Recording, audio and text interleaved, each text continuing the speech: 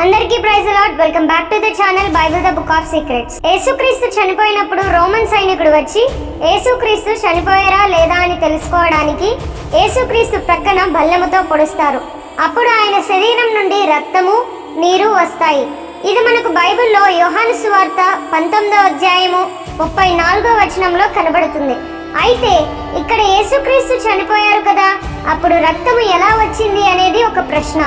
సాధారణంగా మనిషి యొక్క స్థితిని బట్టి, అక్కడ వాతావరణాన్ని బట్టి రక్తము గడ్డకట్టడం జరుగుతుంది. యేసుక్రీస్తుని సిలువ వేసినప్పుడు యేసుక్రీస్తులో కార్డియాక్ ర్యాప్చర్ జరిగింది అని మెడికల్ సైన్స్ చెప్తుంది. అంటే యేసుక్రీస్తు యొక్క గుండె పగిలిపోయింది అని అర్థం. ప్రతి మనిషి గుండె చుట్టూ పొర ఉంటుంది. యేసుక్రీస్తు గుండె పగిలిపోవడం ద్వారా రక్తం నీరు ఆ పొరలోనికి చేరిందని మెడికల్ సైన్స్ వారు తెలుపుతున్నారు. అప్పుడు ఆ సైనికుడు బల్లెంతో పొడిచినప్పుడు బల్లెము ఆ పొర గుండెకు తగలడం ద్వారా రక్తము నీరు రెండూ రావడం జరిగింది.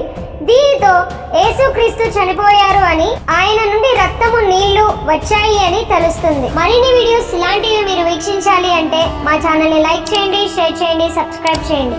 Thank you for watching.